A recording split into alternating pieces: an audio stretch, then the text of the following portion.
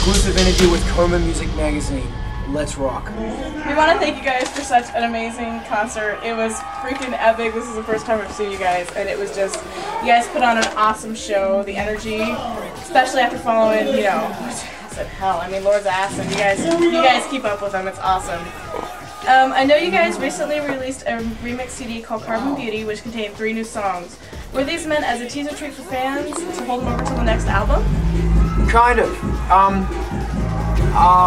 The objective behind Carbon Beauty is we actually wanted to go back to the early 90s, where industrial music was rough and raw and punk, and it wasn't really even industrial, it was just punks destroying synthesizers and samplers.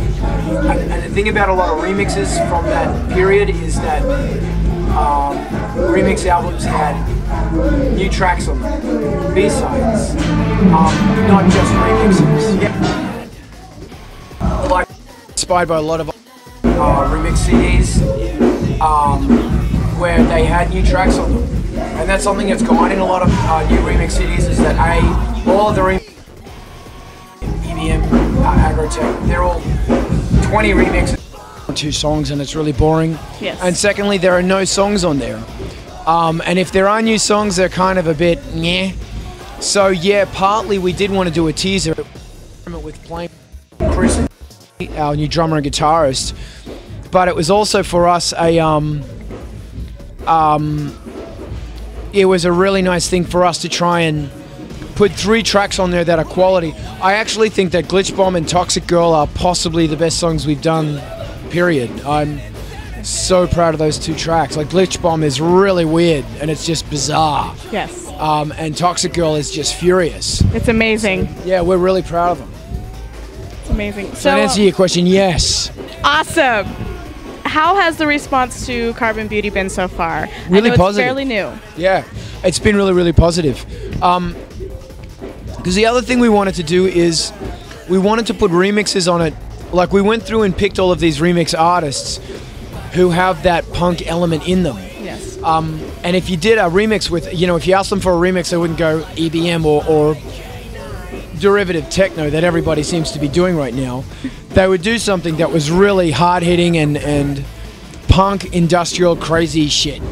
So that's why we got Baal, 16 Volt, Ego Likeness, SMP, Death Proof, all of these bands, you know, Dope Stars Inc. They're different sounding industrial, cyber, metal, punk, whatever. And we said to them specifically, give us something different, push the boundaries. Don't worry about the market expectations. Don't worry about DJs that will or won't play it. Yes. Don't worry. Let's do something different. And we're really happy with what they came back with. And you guys break the creative mold. I mean, I just look at you guys. That's what you guys are freaking amazing for. So Miss DestroyX has joined us. Your album art is always quite impressive. Who comes up with the concepts and who utilizes them and makes them happen? Well, we actually do all of that concept generation together. We come up with I'm probably the one that does more of the research on sort of the visual trends and stuff, because that's what I do all the time. And then I bring them to Zoog and we discuss them, and then we come up with an idea. And then for the last Carbon Beauty shoot, we spent a lot of time building the set in the hot summer. We made all the props and everything out of recycled materials. Really? Because we used to live near this place called Reverse Garbage that had all industrial waste. There was a paper factory probably closed down, and they had tons of white paper and anyway, so we got it all, and we built our set out of all this recycled stuff, because we had a very, very small budget, like $200 for material. So we did what we could with the money, and we decided that we wanted something different from our other stuff. There's absolutely no red in this photo shoot. It's very stark, kind of taxidermy Iceland or something like that. So yeah, but we'd come up with everything together. But when it comes to the design at the end, that's the thing that I do. But we have a really talented photographer that we work with. Her name's Helen White, and she just makes our photographs look really good. And she's like a premier fashion photographer. She shoots a Vogue and that kind of stuff. But for some reason, she likes to work with us.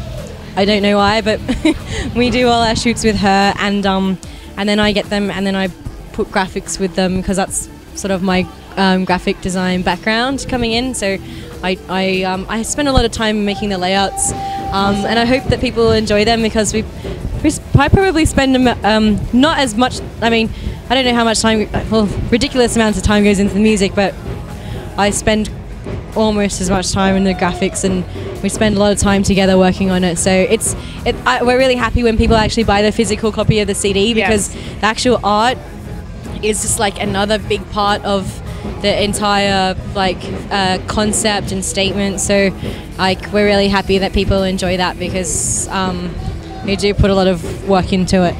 So what drew you to Helen White? I know she does pretty much all of your photography, and it's she makes you look amazing. Not that you don't look amazing now, but that woman could do stuff to your eyes. I know. Well, I guess with Helen, we both we saw this. There's a magazine called Cream Magazine, which is like a pop culture and high art kind of magazine in Australia.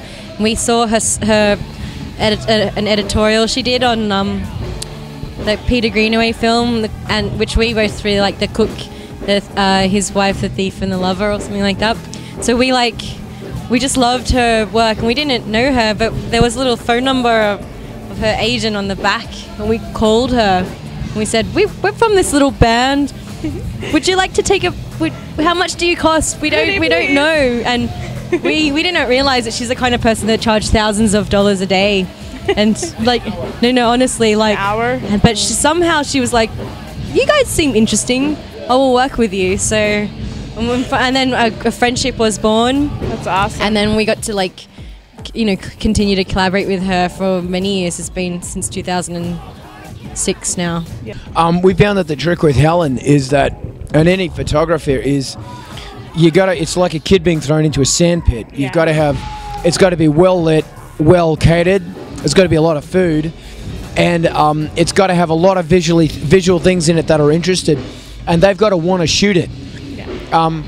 Because that's the real cool idea, is that it's, you might go into it saying, I want these 3 shots, but you end up with 30 or 40 really awesome shots because the costumes, the makeup, the hair, the set, the lighting, everything, the concept is so awesome. They just go like this. And Helen shot 1,000 shots. We did these 4 shots in 4 days, 1,000 shots a day or something. It was insane. And what was also really cool is that she pulled in amazing makeup artists. For the makeup we had Karen Hopwood, who's she's done makeup for Lady Gaga and stuff like that, and awesome. We were just so lucky to have her. She was a really good friend of Helen, and she's like, oh, I want to do something with you, and then she kind of just gave us the most insane makeup in our whole lives. And so that is awesome. Yeah, it's I mean, when you work with the best, it's impossible to not get a good result. So we're really lucky that people have wanted to work with us. Yeah. And also something else really cool about these guys is that they're really open to mistakes. Like, Helen will try anything. She will risk her life, literally risk her life to get a photo shoot. And I have seen it on climb up on ladders, all of this crazy stuff. But Karen, the makeup artist, she was doing I'm going to put a zipper on your face. I'm going to put all of this really, really weird stuff. Like, we said to them, let's push the boundaries. Let's go. We're not interested in cyberpunk or steampunk. We don't care about fashion, about whatever is fashionable. We want to know what is high fashion right now, and we want to push that boundary to make something that is just nuts. Yeah. That Gaultier would see and he'd go, what the hell is this? We want crazy shit. So yeah, and man, they were doing some wild things, and it was really exciting to go, wow, this is punk rock on my face, Exactly. With the recent passport problems and the costs associated with it, has the tour been more stressful, or does the help from the fans help out? And does touring such a big tour help at all? Well, I guess the lead up to the tour was probably the most stressful time for us both in our whole entire lives. I actually thought I would have some kind of heart attack because, I mean, every day we were waiting and waiting to hear back from the embassy about where my paperwork had gone missing in the mail between Vermont and London. And so basically we'd spent so much money on the law, like everything was approved, but our lawyer had to keep ringing, and every time we called the embassy it was another $16. Every time we made an appointment to visit someone in the embassy it was another $150. So as you can imagine, all these little costs added up, and we were just basically bleeding money. And you know, because the plane ticket we booked a plane ticket, it got pushed back, so we had to buy a new plane ticket. We ended up buying 4 plane tickets or something. Wow. From London to fucking New York City's a tiny bit expensive, times 4. But what happened is when we sent the thing out to the fans, you know, we needed people to understand how serious it is, Very serious. and you know, we did everything legally above board with 9 months roll in, and the fans basically, I reckon if the fans didn't help us out, you would have got here a few weeks later. well, the thing was is that because like everybody, we put a little thing on our mailing list about that I was having all these problems, and then fans, like a lot of people pre-ordered Carbon Beauty, which was really awesome. And then I managed to get my visa like the day before the tour at 3 p.m. Some lady from the embassy called me. She's like, meet me outside the Millennium Hotel. There's a black bench. Can you meet me there in 1 hour? And I'm like, No. Oh, okay. And anyway, this lady had to kind of basically smuggle my passport out, so I would get it in time. Otherwise, it would have taken an extra day for the courier. So anyway, so basically, I had to basically buy a new ticket from London to LA on the day. Obviously, that's really expensive. Yes. And then I arrived in LA with 2 hours to spare before the show, and I didn't miss the show. And it was like, I guess it was a pretty terrifying concept to do a show like without, you know, for Zoog to do a show by himself, because like we always do everything together. So we were just like, we were just really relieved that I finally made it. What was really funny is that we basically decided that worst case scenario was Amelia wouldn't make it over by Sunday, which is she'd missed 4 gigs. Yeah. So we got Valerie Gentile, who's now playing guitars for us. I said, look, we're going to bring it forward a bit. You're coming over to New York. Like, I gave her 3 days notice. And you're coming over to LA. And it was funny that Amelia and Valerie had basically never met. They had never rehearsed, and they basically met each other the moment they walked on stage. Oh, by the way, Amelia, Valerie, Valerie, Amelia, let's rock. It was very funny. It was really funny. And it actually worked out really well, because it was awesome having Valerie on stage, and she's so much fun. It was almost a bonus, because for the first 4 shows we had 3 people, and it worked out really nicely. So it was just like a taster for the rest of like the future of Angelspit. That is my next question.